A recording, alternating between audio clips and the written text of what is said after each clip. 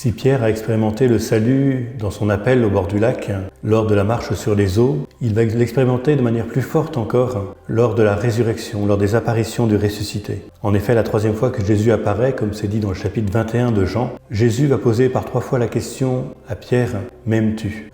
ce qui rappelle les 3 reniements de Pierre. Et par 3 fois, Jésus, sans le juger, va l'appeler de nouveau à être pasteur de ses brebis, berger de ses agneaux. Être sauvé et pardonné, sauvé par le pardon du Christ, Pierre va en faire une proclamation dès la Pentecôte. Ce jour-là, il va dire « Quiconque invoquera le nom du Seigneur sera sauvé, car Jésus, Dieu l'a ressuscité, nous en sommes témoins. » Oui, Pierre découvre, et nous découvrons avec lui, que la mort est vaincue, que notre propre mort n'aura pas le dernier mot. Et cela nous apporte une grande libération. Nous pouvons être libérés de la peur de la mort, qu'elle soit physique, morale ou sociale.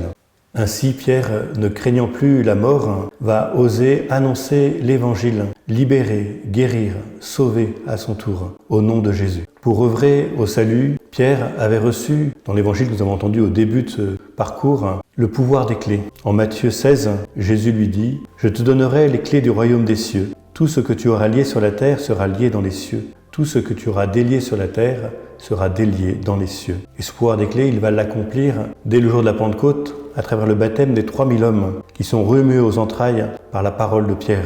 Pierre leur répondit « Convertissez-vous et que chacun de vous soit baptisé au nom de Jésus-Christ pour le pardon de ses péchés. Vous recevrez alors le don du Saint-Esprit. » Par bien d'autres paroles, Pierre les adjurait et les exhortait en disant « Détournez-vous de cette génération tortueuse et vous serez sauvés. » Alors ceux qui avaient accueilli la parole de Pierre furent baptisés. Ce jour-là, environ 3000 personnes se joignirent à eux. C'est au nom de Jésus, mort et ressuscité, que Pierre et les autres disciples vont être artisans du salut, sans crainte de la mort qui pourrait être donnée par les hommes.